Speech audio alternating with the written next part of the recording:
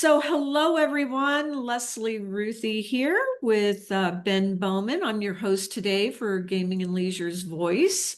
Ben Bowman or Benjamin. Ben's Uh, fine. Ben's fine. Perfect. You know, I'm not sure of your title. I have you as founder of Stratishield. I see a lot of AI. I see a lot of organizational business strategy and development in your background. So I'm going to leave it to you and ask you, who is Ben Bowman Yeah. and what should we call you?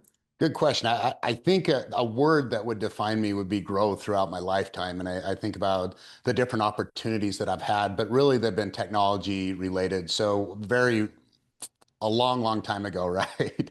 In my 20s, early 20s, actually, I was 21 and I took over an IT department. So I was running an IT department, at a very young age. And I followed that technology trend.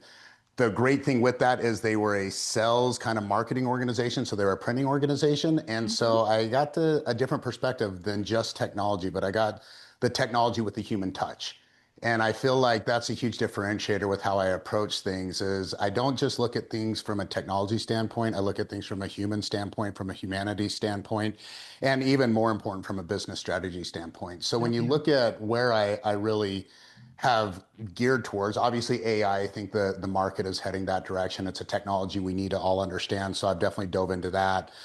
But it's really that intersection of AI and business processes and how is that successful and how also is that impactful psychologically for the people who are needing to implement it. So yeah, but right now, I mean, my actual title would be founder and I call myself CTO of Stratishield AI. Okay, we will call you the CTO and founder of Stratishield. I love it. Works. If I can indulge the audience a little bit, can you give us just a high level? What is Stratishield? What's in a name? Yeah. Yeah, And, absolutely. So Stratashield, so the my actually 2 year in business, I think was like three days ago. So beginning of December. So yeah, 3 days ago. And it's congratulations. another growth type of process, right? When I've been doing AI, I guess we all have been in some sense. It's kind of funny since early 2000s. I look at what people call AI and I'm like, I was doing that in 2000. Like, let's calm down. And I knew where the industry was trending, and I knew that everything eventually, no matter what the technology was, is going to eventually integrate with AI. So I really wanted to start understanding it. So when I started the business, there wasn't a specific purpose to what I would be doing with AI. But what I wanted to do is I wanted to find out how it was useful and how it would actually be purposed into a business. And there was so much fluff, and there still is. There's so much like misdirection and fluff out there. And I didn't care about the shiny toys. I still don't care about the shiny toys, even though AI cat videos are still one of my favorite like videos. Still love those. But I didn't care about all the shiny toys. What I cared about is how can businesses practically and successfully implement AI. So I started with Stratashield AI, and really the shield was the most important thing because I've always looked, and it's my technical background, is security first. And I knew that there was going to be some huge security Oh, yeah. concerns with AI, and I wanted to address that and research that. And so now, yeah, I've built a great business that has a world-class development team that does things in a way that I just don't see anyone else doing. I have some great processes uh, for security, great security processes, great governance processes, and everything built out. So it's a pretty robust business that I've been able to build out. It's been not difficult, but important that because you can cast too wide of a net, right? Like especially when it comes to AI, but to still stay focused. But really, the focus is practical AI usage in business. And how do you get from point A, or maybe you're not even at point A, right? Maybe you're even behind that to a practical Or point. they don't even know where to start. Correct. And I like what you said about not casting too large of a net because you could be a jack of all trades and a master of none. Hmm. But what I have seen is a lot of businesses, they're like, well, we want to do AI. Well, hold on. Yeah.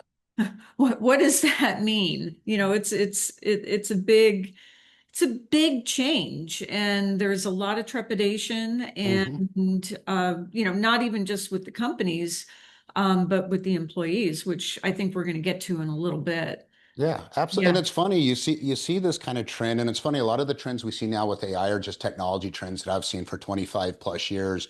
And I think this the technology bandwagon, and I see this a lot, and I'm not going to throw telecom companies completely under the bus, but the companies that come in and they see a profit that can be made or money that can be made, and they say, okay, well, we want to do that technology.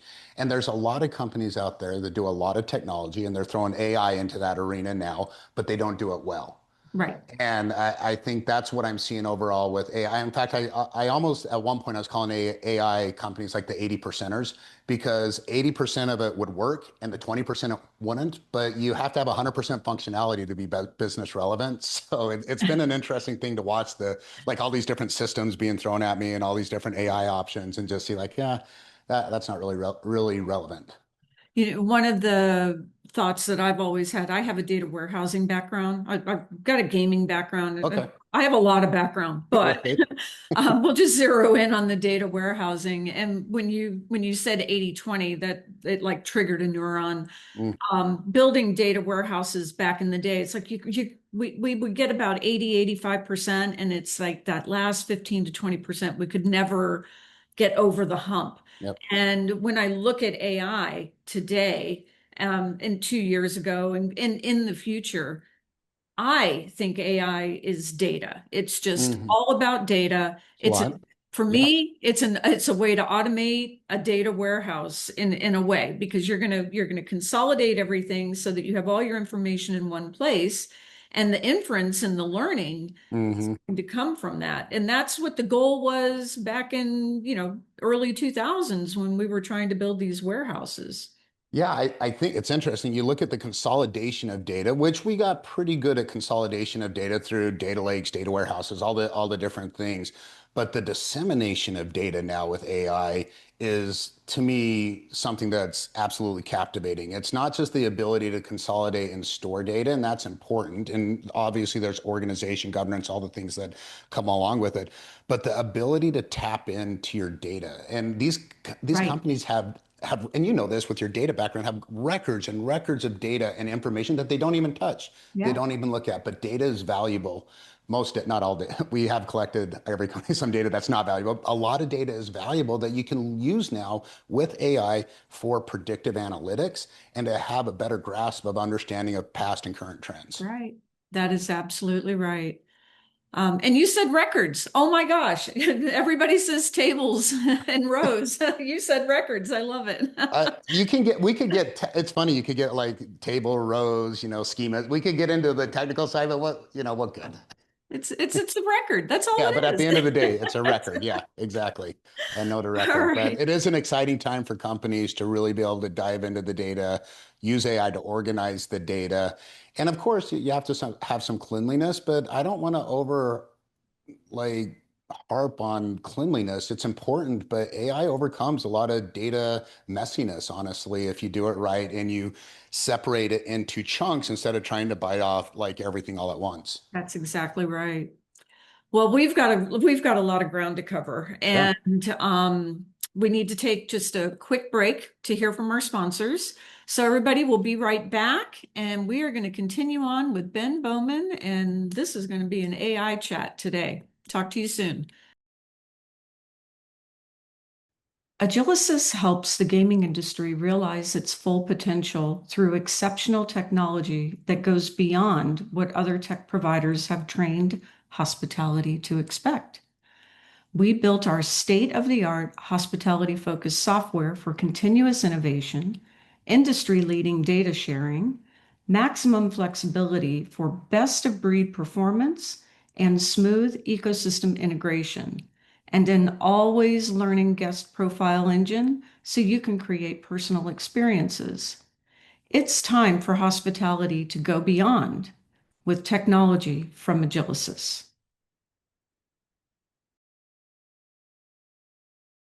Welcome back, everyone. And I'm here with Ben Bowman from Stratishield, and we are talking a lot about AI and organizational strategy around AI. So, Ben, when we were preparing for the podcast, You and I kind of went over focusing on delivering practical AI a little bit.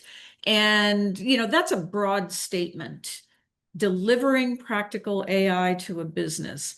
Can you elaborate on that a little bit? What are your thoughts behind that? Yeah, I think it's still a problem in this industry, the way people are looking at and approaching AI. And I mentioned earlier the shiny toy and how that's something I've really tried to avoid and really try to focus on what actually works. But what's happening, AI can have some really fun whiz-bang features to it.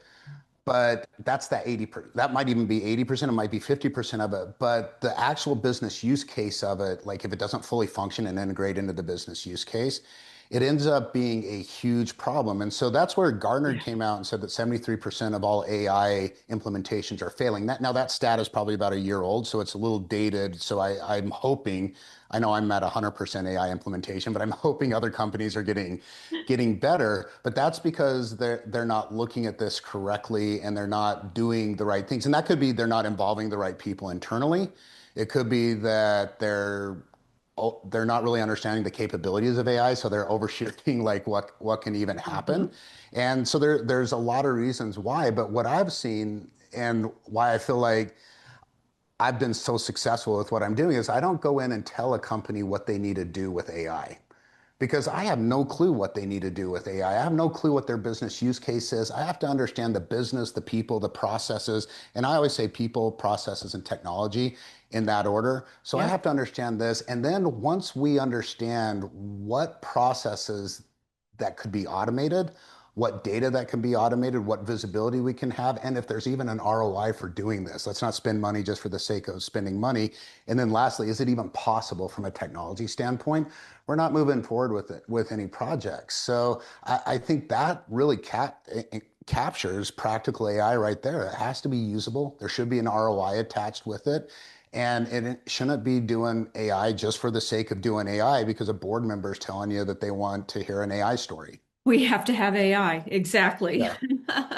That's always the way it is. It's like getting on a plane. It's like, please don't let the CEO fly commercial because they read the seat back pocket and all of a sudden they got to have this new product.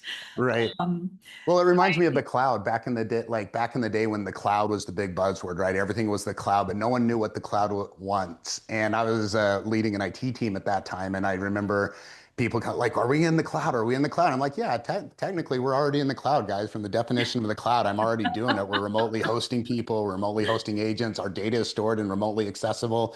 But they didn't understand, but they just read an article that said the cloud, and then all of a sudden, everyone they saw that ROI cloud 25% reduction in cost or whatever it was. And they're oh like, we got yeah. to be doing that. Well, Oh you yeah. got to have some perspective behind what that is. And then, of course, with this, the safety and security aspect of doing that as well to make sure that you don't do it just to do it, but you're also doing it safely and responsibly. And responsibly. Yeah. You know, I used to sell cloud and I would go into customer accounts, especially when AI hit the market. It's like, oh my gosh, AI, AI, AI.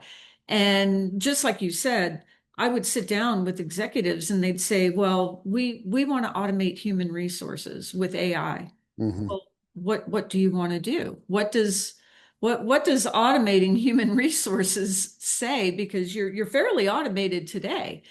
And Yep. after you sit there and you drive down into what it is they think they want, then they take a step back and they go, that's not going to work.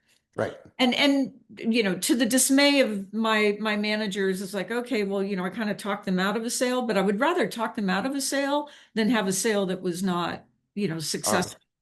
100%. But yeah, I mean, if you sell unsuccessful implementations, you're not in business very long. But yeah, I think the other thing to think about with this is, and it's a very good analogy when you look at the telephone and telephony, and when VoIP came out, right, voice over IP, and now you have cloud calling. Well, there was a technology limitation, obviously in bandwidth that we had at that time because a lot of us were still running broadband or DSL or even a T1 line that couldn't support Oh that my kind of, gosh, yeah, yes. back in the day, right? But that was still a limitation. Now bandwidth caught up, and that blew. Once the bandwidth caught up, that blew open what we could do from even a cloud cloud aspect, but especially when you look at a call center and larger call prospects. Well, AI is very similar, not from a bandwidth, because we have the bandwidth overall figured out, but from a compute standpoint and a data center standpoint. So even though we're looking at AI, we still have to say, okay, what's possible? But we also have to know we're going to have the same breakthroughs in technology that we always have. And eventually, that's a lot of what's holding us back. And when the technology of that's providing the limitations that the AI has that next breakthrough, we're going to see similar breakthroughs. And if you look at the difference between a voice over IP or a VoIP line and actual cloud calling, it's a whole different ballgame. And we're going to see that in the next probably 2 to 5 years with AI as well. Well, that's interesting because I was going to ask you about what your predictions were and the AI wave that's coming along. If you could say one thing about it, what would it be? And that was that Yeah, you that beat me that's to the very punch much that there. we're going to see. And then I always also have a hope. I am a strong believer that AI is an augmentation of humanity and not a replacement of humanity. And I I think that agree. we can use AI to improve employee morale, give employees time back, make them more efficient, and do all sorts of great things from a mental health aspect for our employees. I don't want to see us use an AI to squeeze the lemon harder. I don't want us to use AI to replace humanity. And even right now, I think most people use AI, know that AI is good, but AI without that human intervention is really kind of a bit of garbage. Oh, I So, agree. I agree. Um, so what drove you, and you did mention it, but you started Stratishield 2 years ago, and you were kind of looking at this AI wave that was going to be hitting us. What mhm. what made you say, you know what, I need to make sure that I'm poised because I mean, 2 years down the road, I think you're in an excellent position. And then to add on to that, what brought you to gaming and leisure? Yeah, so it's interesting as I had what you would call a fortunate riff from a company. I was an executive, Blessing in disguise. national executive, and they had a riff, and actually it was for an engineer, like I was an engineering director, and they had a riff, and it gave me an opportunity to start my own business, which I'd always thought about. And so what AI really was is thinking back of missing the different ways of technology that I've missed out on and saying no and seeing the trend of AI and knowing the power that it had and knowing where it was going to go and wanting to be able to capture and take a part of that. Yeah. And that really was my motivation. That's why I didn't go in with a lot of expectations or even understand. Now I have very clear lines drawn for where I was or compared to where I was, but I didn't have this is exactly what I'm going to do. I had to do a lot of research. And I'd say I was a year, maybe even a year and a half early into AI because I was having conversations, but there wasn't a lot of great progress until about 6, 7 months ago when suddenly people started seeing the vision and technology had caught up, understanding had caught up, security of using it had caught up. But really, it just was me wanting to be a part of something exciting and having an opportunity to be able to do that and having I guess, being blessed to have the time to be able to do it right and not have to rush anything or make something happen immediately, but be able to build something special over time. Something special. And gaming and leisure? Yeah, so gaming and leisure is always. I moved to Las Vegas about maybe 14 years ago, maybe not 18, but maybe about 14 years ago. And I worked for a local telecom company when I first got here. And some of the I guess casinos were my accounts and I'd work with them on some of their tech, mainly connectivity tech and everything. Okay. And so I was always interested in gaming and leisure. And I think when you're in Las Vegas, it's the main industry here, right? So I always had a passion for it. Always been interested in overall, especially like from sports betting to things like that and the technologies that are used. So I think the gaming and leisure just drew me naturally, just being in Las Vegas and being a part of tech and wanting to have that type of conversation. And then, connected with Jeannie, Jeannie Yeah. and ended up writing. So I write a quarterly article for the Gaming and Leisure magazine as well regarding AI, which has been a fun thing to do. That it really allows you time to reflect when you're able to write for the magazine because it just the top of mind thing, topics that are in every executive's Hmm. day-to-day drama that they have to deal with. And it's funny that you say you were drawn to gaming. I've been in this business more years than I care to recall. And with casinos and with gaming, people who come to Las Vegas, they're like, oh my gosh, the casinos, they have so much money. I always laugh at new salespeople that come to town because they think they're going to make a killing. And I'm like, no, no, you're not. These are businesses and they're run tight and they've got margin and you better be able to prove it. You better. So you know what's fun. So I have a couple professional sports teams as clients, and people do the same thing with professional sports. They think they're Yes. like, oh yeah, they're spending $100 million on this player, and they're spending $30 million on this player, and these guys they're just going to spend money wherever. That you to be successful in gaming, to be successful in professional sports, you have to be profitable, and they are not like just like I guess free spirited with how they spend money, and rightfully so. And that's how they're successful. This is how these executives and organizations keep their job. But yeah, it's interesting some of these industries that you think they do have the money, but it doesn't mean that they're just going to drop it on anything that comes their way. There has to be real value shown. There That's an has to excellent be point. value, and that's just proper business at the end Yeah. of the day. It's just proper business. So, I want to shift our conversation and kind of focus on ethics a little bit. Hmm. And I was scrolling the other day and these everything pops up. Everybody has an opinion. Hmm. But this Reddit blog popped up and the question was, will AI take all the jobs? Hmm. And I eventually, I'm sitting there reading it and my thoughts are no, they're not going to take all the jobs. Are they going to make it harder? Yes. So I went to the movies Thanksgiving weekend. Everybody goes to Hmm. the movies on Thanksgiving weekend. And the first thing was, okay, what time does the movie play? The movie plays at 7 p.m. Oh, you can buy your tickets online. So there goes the teenage kids sitting at the ticket booth Hmm. in front of the theater because now you come and you've got your tickets, and they're on your phone, so you don't even need to have anything paper. You walk into the theater. About the only thing in the movie theater that required interaction was buying the popcorn. Yep. That was it. And everything else was scanning the barcode. So is it going to make it harder for the younger generation to find jobs? I think it is. But I also think that over time, businesses, like you were saying, are going to find a way to grow thanks to Hmm. AI.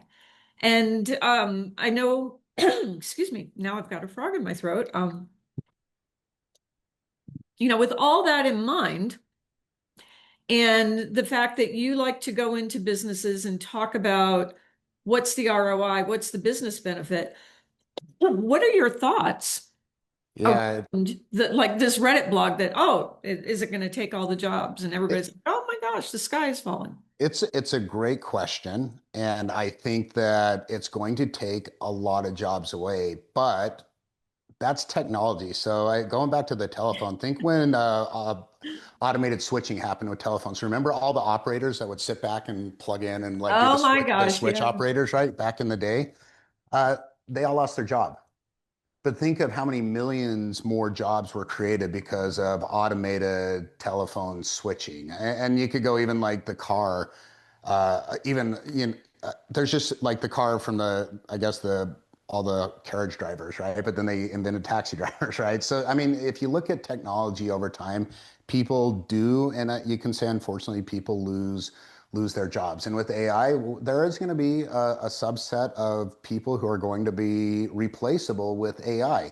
Yes. A couple things with humanity, though, is humanity always proves that we're very eager to adapt. A thing with the younger generation is the younger generation is very technology savvy.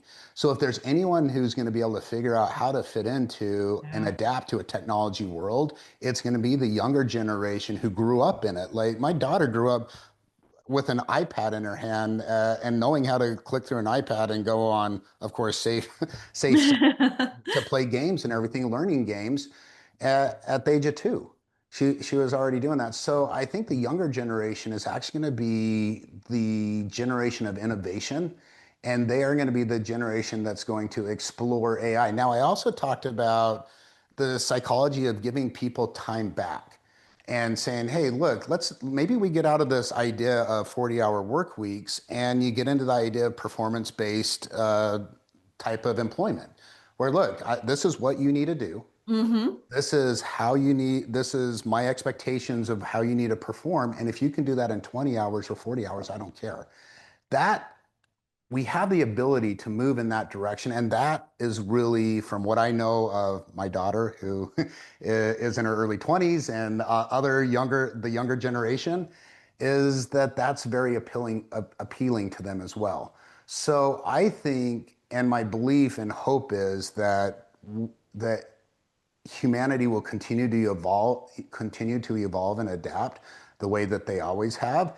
And there might come a time where government, and I'm all about zero government, not to get into that conversation, but where government might have to incentivize or help employers keep at least a ratio of AI to humans so that Yeah. humans are employable. But right now, and we're talking way down the road before that's even possible. But right now, it's you can replace some jobs, but the human in the loop is so important for any AI implementation. And yeah, we're still a bit out on the. I mean, we could be 10 years out on that conversation to really be replacing mass amounts of humanity. Mass amounts, and that's the whole ethical question around it. When you talk about replacing jobs, I don't think it's replacing jobs. I don't think it's taking away jobs. I think it's just redirecting the skill set, and it's up leveling the skill set, because no longer, like you said, no longer do we need switchboard operators to move the Mm-hmm. connections. It's done electronically. Those switchboard operators can do, different roles, and they can grow through education. Um, Yeah. so moral principles around AI. When and you had mentioned earlier, AI has been around forever. I mean, Mm-hmm. when you pull up a Google search back in 2013 and you start typing something and it's predicting the predictive Right. text, I mean, that's AI. And I think about the development and the use to ensure that it benefits society. What about what happened when AI, and this is Leslie's personal interpretation, Mm-hmm. when AI was just like thrown out there? I feel like, and I'm not going to disparage the company, but I feel like they just opened the door and threw it out to the masses and said, go have fun. Yeah. And what about the nefarious characters? What about using it for all the wrong things? Yeah. Where do you stand It's on such that topic? another just comparison to technology in general when you think about it. And yeah, unfortunately for innovation to happen, you have to kind of open up Pandora's box for people to be able to play with. But if you think about email, if we never had any email, we would not have any phishing attacks and spam attacks and all True. that kind of stuff. If we didn't have networking and computers, we wouldn't have viruses and all the other bad actors that are out there who are trying to take advantage of that. If we didn't have telephones, we wouldn't have all the spam calls that are like tricking, especially the elderly generation out of, or scamming the elderly generation out of money. So unfortunately, anytime we have technology, there's going to be nefarious people and bad actors, just like we see with anything, who are going to go and try to manipulate that. Now, when you talk about jobs, that also create jobs for the other people who are trying to stop that from happening. So Yeah. with that opening, there is going to be an opening for more jobs and even for cybersecurity companies to have to adapt. But there are some things, the deep fakes, that's I don't know how. I know that I've read a lot of articles about how we overcome deep fakes and people using images and even videos now that are so lifelike, right? You see these So videos online and lifelike. I'm like, is that, and I've even watched some like, is it AI? Is it not AI? And I'm batting 50% on some of those that I see on like some of those videos, right? Is it not? So I think that's concerning. And then it almost makes it so that we live in a matrix where we don't know what's real and what's not real, right? It's like, it is the matrix Yes. just in a different way. I don't know what's real. I don't know what's not real, and it causes a lot of problems and concerns for me on how, and that goes to the psychology of how humanity adapts with it. But I'm concerned, and obviously always my technology background makes me very paranoid, not paranoid, but rightfully paranoid and concerned about cybersecurity holes and problems that can happen with AI. But I also know the reality is that as hard as anyone's fighting to break in and be a bad actor, you've got a large amount of company, a large amount of businesses and people who are trying to stop it. The one Mhm. advantage that cyber bad actors have is they're a community that shares information and they share their knowledge. So it's a huge knowledge share of bad actors who are trying to get in. Companies are siloing their information very often to try to Yeah. protect their intellectual property. And this is a little bit, but that's a disadvantage for cybersecurity in general, not just with AI, but in cybersecurity in general. That's interesting. What about transparency and fairness? And what I mean by that is when we talk about ethical concerns for the developers who are developing the algorithms that run AI, because really AI is nothing but software. It's Right. if then else statements. It Yeah, really exactly. is. And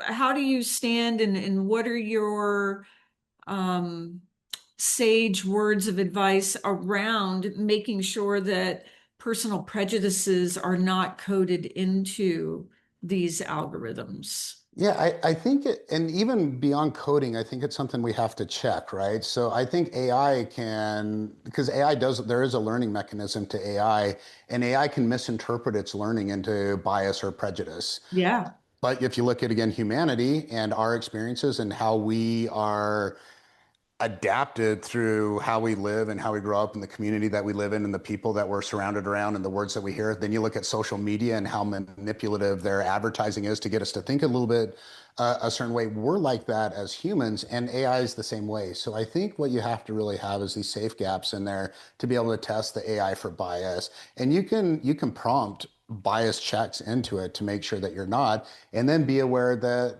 in some use cases, so let's say hiring, right? A lot of people use Mhm. AI for hiring to go through That's exactly where I resumes. wanted. Yeah. Why would you Do you not? how do you choose one resume over Yeah. another? Yeah, Yes. exactly. But you have to tell it exact. You have to be very descriptive with the AI on what to do and how to act and to eliminate bias. It's funny, but bias. I've done some research on even bias in humans, and humans have for AI bias. We have two types of AI bias. One is it's technology, and I don't trust it, and I'm not going to use it, so I'm going to be biased against it. And the other one is this overall belief that because it's AI, it's right, so I'm just going to believe it. I'm going to move on and do it. And So not so even double check it. yeah, exactly. So there's a huge balance that has to happen, but I will say, and it's there, that's why the human in the loop to trust but verify, right? To Yeah. verify these interactions, verify the whether it's the code that's happened. But even if you look at like penetration testing and penetration testing into software, it's all done by computers and software. So it's almost like we're having the watcher watch the watcher. It's an interesting dilemma, but I would just say have a human in the loop, have someone who knows what they're asking, like has someone who understands bias. Don't have your like Yes. I'm not saying receptionists want to understand bias or a lot of workers don't understand bias, but have someone who actually understands the meaning of bias and the different types of biases that there could be in that particular application. It's funny, you were saying that humans with our built-in bias against AI. My millennial daughter hates AI. Mm. She absolutely refuses to use it. She says that it's bad for development of children because they're using AI, for their homework and they're not Hmm. learning their critical thinking skills. And this is from a generation that you think would just be grabbing it and running with it. And she's like, nope, I don't want anything to do with it. And she really eschews it quite a Yeah. bit. It's such a good, it's a good, that's a healthy mentality at her age to have. I think with anything, we can't look at anything as an either or an or. And if you look at even some studies of how AI is being used in the autistic community and some other types of neurodiverse communities, it actually is helping them a lot. And even for me, I'm a conversational learner. So I can read a book and I won't remember a thing, but if I talk about it, I remember something. Yes. Not something, I remember what I need to remember and I have the conversations that are interesting. And that's where AI to me has I've learned more in 2 years about technology than I ever would have because I can get in and have a conversation with the AI and be like, well, what about this? Now you still have to check, and I'd say overall it's pretty accurate, but you still have to check. You can't trust everything. But I love having conversations with AI. It helps me learn, and this will resonate. Remember when we couldn't use a calculator in school? Oh, yes. Now you go to college and you have advanced calculators, Excel spreadsheets, and it's not frowned upon. In fact, you use a calculator to get your answer. When I was in high school, if I used a calculator, it was considered cheating. Yes. We'll see the Yes. same evolution Same thing. evolution with AI. Right now, some schools consider it cheating, some schools don't. But you got to train the kids on how to use it as a thought partner, Exactly. not as their thought, not the final thought, not the final decision, but how do you use your personality and your own mind for critical thinking into AI to come out with something that's even better than what you could have done as just on your own. That's what we're looking for in humanity. Right. That's exactly it. I use AI every day. I mean, for me, I don't have to take meeting notes anymore. Thank Hmm. God. It's like I turn on transcription and then I'm like, please, make it pretty for me. It's the best thing in the world. So much. So funny, like my wife, it's funny because she's a very direct person, very, very direct. And so one of the first things I taught her with AI was how to soften her emails, to type an email. Now plug it in and say, just make it a little bit more polite. Oh, And that's so she uses perfect. that now for business where she'll like type up an email and then she'll run it through the AI to make it not so direct and blunt and maybe soften like what she's saying. And she's like, oh, this has been great for me because you can't retone and intent in email. That's But right. AI, that's just a funny use case, but there's definitely a lot of ways that we can use AI now. So many ways. So, it's amazing how fast time is going by. We're rolling along here. We need to take a quick break for our sponsors, and everyone will be right back. The next topic that I want to bring up with Ben is AI and organizational psychology. Mm. So stay tuned, and we'll be right back. Okay, we're cruising along. It never fails. I always go into these and I'm like, oh my gosh, okay, how are we going to fill up 45 minutes? And we're already at 45 minutes in no time at all. When it's conversational like these, it's a lot easier when it's not just like ask this question, answer this question, ask this question, answer Yeah. this question. But yeah, when you can have a conversational flow like this, it's fun. It's fun and it keeps people interested, I think, Mhm. because where's the conversation going to go next? You just don't know. Although I do have a little script here to kind of keep us on Right, to keep the track. flow going and on pace. Yeah, absolutely. Yeah. All right, so we're going to come back here in a second. This will be the last little quarter here. Okay. And we're going to talk about your master's and how you are, looking at the positive and the negative effects of Hmm. AI when it comes to organizational psychology. So we'll just kind of, Okay. zero in on that because I want to highlight the fact that you are really diving into a deeper education on this for Hmm. yourself, Absolutely. Yeah, which that's great. sets Stratishield up for success. I appreciate that. Okay.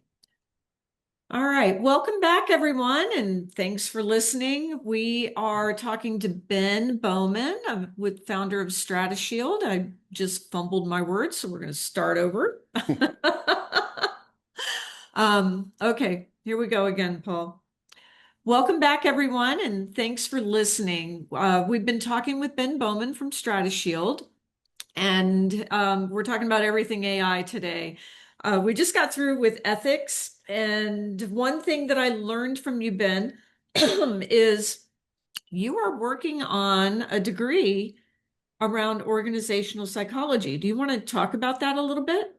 Yeah, absolutely. So psychology's always been a passion of mine. In fact, I actually started school a little later, my college degree a little later in life. I was so busy working in IT when I was in my 20s. And then when I Sorry. right before I was 40, I decided like, hey, if I had any degree and I wanted to learn something, what would it be? It was psychology. So I got a bachelor's in psychology, thought it was interesting. And then when I was done with that, I was thinking, well, maybe I'll get I think this is an evolution for a lot of people. Maybe I'll go on and get a master's. And so I was looking at an MBA and thinking, I might be interested to get a master's in business. And then I was like, you know what would be interesting is to take the psychology aspect. And I didn't even know at the time that there was an IO or organizational psychology program. And I started looking at different master's programs and I saw this organization, which is business psychology program. And I was like, that would be interesting. I mean, that's my passion is like how people think, but how people think in business settings. And then I started thinking, wow, what if I could tie in a lot of what I was learning into AI, whether it's the fear of AI, or we talked about biases or different Yes. things, and start understanding different ways to approach AI in business that could help from a psychological standpoint be more successful. And then I've learned, I mean, in the master's program, I learned a lot in my bachelor's, but in my Oh, master's program, I've learned, and I'm great. about 4 months, 4 or 5 months from being done with that. I'll have that degree very That's soon. quite an accomplishment. Yeah, and I've Yeah. learned it's helped me so much just in how I have my interactions, things that I see within businesses that I talk to, and even other things that I'm able to do to help out. But yeah, it's been exciting. And when you think about psychology of AI in the workplace, the effects on employees, Hmm. they're terrified of AI. Some are. Hmm. I'm going to lose my job. All the things that we've been talking about. Yeah. So as you finish up your master's, this is really helping you help businesses understand that they're bringing on new tools and how it may affect their staff along the way. Right, and even their job in general. You brought up something interesting. There is a fear of people like AI is going to replace my job, or I might lose my job because of AI. Or it's There's going to all expose me. or it's going to expose me. Or there's also a fear in the executive leadership that if I don't implement AI, I'm going to lose my job. So it's not if I use AI, I'm going to lose my job. It's if I don't implement AI, Yeah. I'm going to lose my job. But they don't have a starting point. They don't have a reference. They don't know. A lot of companies I talk to don't even have governance policies in place, right? Of acceptable use policies for how to use AI. That's the first thing I was like, okay, before we move with any AI project, let's get an acceptable use policy in place. So you have this fear, you have motivation being driven to be able to keep up. No one wants to be the next blockbuster, right? No one wants to not adapt correctly to technology and end up falling behind. So you have the one level of employee who's scared to use it, another level who's scared to use it, scared it's gonna, not scared that it's gonna replace their job, but scared that if they don't figure this out, they're gonna be left behind. Right. So it caused there's a lot of things within the organization for AI use. And I talked about the two biases, right? The bias of I overtrust AI and I don't trust AI at all. And there's a fine line that you walk within that organization to find AI that you can trust, move at an appropriate place, and do it in a it's not even ethical, it's a responsible way that includes the employees, includes the right people. And I guess one of the best examples I can give of this and a right way to do this, I won't say the business name, but one of the businesses I work with, what we did is we opened up a ticket like in Asana, but basically Uh-huh. every employee could fill out a ticket for an idea they had for AI. So it made them feel heard because everyone hears ideas of AI and they're like, oh, that'd make my job so much easier. That ticket went to legal and that ticket went to the CIO. And they would both kick off those discovery processes. So legal would look at it from a legal standpoint. The CIO would look at it from security and technical standpoint and bring in the appropriate people. But what this made is it fostered this culture of ideas of AI and it got people excited. Now, not every, some ideas are like, nope, we can't do that. That wouldn't be legally sound. It wouldn't be safe. We're not going to do that. But it also showed how people wanted to use it and it made them realize like, oh, if we don't provide AI ways to augment our workforce, they're going to go out and start finding it on their own. And then you fall into the shadow IT problem, which is a That's cybersecurity right. problem of AI programs that are running in the background that the CIO finds out in an unfortunate way typically that it's running. So I don't know if that makes sense, but yeah, that's It makes total sense. And we talk about how AI is going to affect the employee, mhm, but that's a definite way to say how AI can affect the company as well, with the shadow IT and people running off and getting things done because they need to get it done and they don't have time to wait for the organization to catch up. Um, and then you also talked about the mental health and mhm, the well-being of employees in an organization when it comes to AI. I think, and I'm just going to throw this out there, I think one of the side benefits, and like you, I'm not for a lot of intervention in my life. It's my life, and I'm going to run it the way mhm. I run it. But I think one of the side benefits and one of the growth potentials that comes from AI is when we think about the psychological well-being of our staff and Mhm. people who work for us. It's changing, and I think it builds new roles to help and monitor that psychological well-being and channel it into good for the Yeah. company.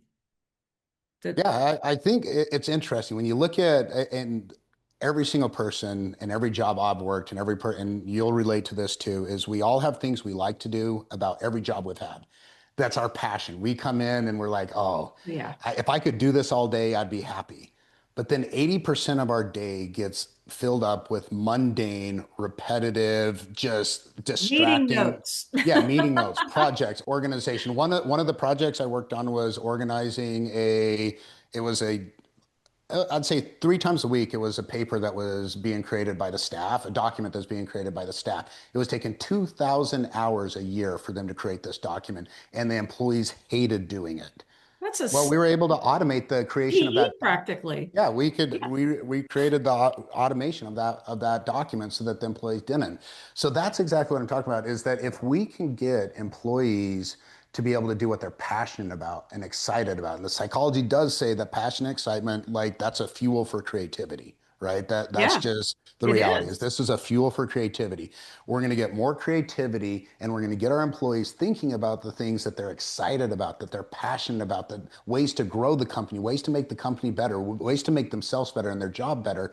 And also, you're going to remove that aspect of things of those redundant, mundane, repetitive tasks that can be automated. When we remove those, now you're taking that off. So maybe they still work an 8 hour day. Maybe they can get things done in a 6 hour day. I don't know. But at the end of the day, if I work a full day doing something I'm excited about, I go home with my cup still full. I go home energetic, excited, where if I don't, I go home drained. Even as I put in the same amount of time, I just feel Yeah. different, right? Yeah. You go home drained and you dread the next day. It's like, oh man, don't make me wake up in the morning and have to do that again. Yep. Yeah, And every company has so many, and that's where when I talk about my development like platform that I built, that was with that in mind. Is I don't take 6 months to develop out these automated processes. I mean, I'm running sprints from 3 weeks to, I mean, 12 weeks is usually the longest time it takes us to get something developed, a process developed. It's not that costly. The ROI is there, and we can take almost any process that has the data be done. I'm not saying we can't automate everything, but we can automate anything where the data is available to us and access to the data is available to us. We can automate that and remove that burden from that employee. and lighten their load and fill their cup up a little bit. So Exactly. it, Which creativity, better work, profitability is going to go up. That's it. And that you could just do a Google research for a DOI article about productivity off of passion and excitement. It's there. There's 1,000 of them. well, and the quick turnaround too. I like the, and I don't mean to coin a buzzword, but I like the agile mentality. Let's get in there, let's get something going and evaluate it and decide, is there an ROI before we spend too much money on it? Well, and that's such a great point because one of the fears you talk, if for any executive with any kind of purchase, is the Hmm. risk of spending money and then looking stupid. So spending, maybe $100,000 and then you look dumb because it didn't work out. Maybe you lose your job because you spent that. So if you can get things done faster for more affordable, you can prove that it's going to work within 2 weeks, right? Like you can Yes. prove that. So you can do a 2 week POC, prove that it'll work in the functionality and build it out. And now the cost is so low and the POC is so low that now you've de-risked this venture. You've de-risked this in a way that executives find very, very refreshing and very exciting because they're not having to wait 6, 7 months to a year on a project Oh to my be able to figure gosh. out if it's going to work and fight through all that. And then maybe it doesn't work, or maybe it kind of works. Now the ROI changes. All those kind of problems are something that executives deal with on a, I won't say daily basis, but on a continual basis. On a continual basis. Yeah. So let's close out the conversation around the company side. And one of the things that I've read and I espouse myself, and we've kind of talked about it, is transparency and how companies need to be very transparent with the people that work for them about anything AI. And companies are not very transparent. Right. As much as they say, yeah, we're gonna, we're gonna listen, we're gonna be there in the next few years, as AI, it just becomes just ingrained in our day-to-day life, because it's going to be. Hmm. If you could give any sage wisdom to companies as we forge ahead, what would be your word of advice to companies wanting to, keep their staff happy?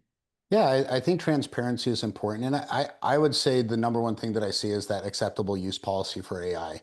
That's from an internal standpoint, right? Great. Have an acceptable use. That's a growing policy. You don't write an acceptable use policy and then walk away and it's good 5 years. Things are going to shift, things are going to change, the organization is going to change, and even the technology is going to change. So having an acceptable use policy of how the company, which includes the employees from executive level on down, Yeah. on how they can use AI. Now, there's another transparency thing that I think companies should have, and that is an external facing policy to the customer, whether it's a B2C or B2B, on how they are using AI in their business in a responsible way. Ethical, I think most companies try to really work in an ethical way and responsible. Maybe it's the same thing, I but think I so. think it's a lot of people are looking at that. I think a lot of companies are wondering how to use AI. And maybe it can be a rabbit hole. You have to really focus those kind of policies in because obviously our cybersecurity, it's not, or I guess virus protection, endpoint detect and response systems that we have now, those have been using AI for a while, right? For automated detection Hmm. of threats coming in. So do you have to say like every single automation of AI that you have? No, probably not. That's an overkill because there's a lot of those just naturally in the company over the years. But if you're using AI in a specific way, maybe for a hiring process, maybe you're using AI from a billing process, yeah, you might want to have an open policy with the ways that you're using AI. So I'd say it goes two ways, internal and external, but always that and I don't know if that's my IT side, what side, documentation, like just document it and make sure people know it and have access to that documentation to go through if they want. And go through it. So, in closing, because we really do need to wrap this up, you made me think about a leader that I worked for years ago, and I think it's very appropriate. He used to say this: you're either going to lead, you're going to follow, or we need you to get out of the way." Hmm.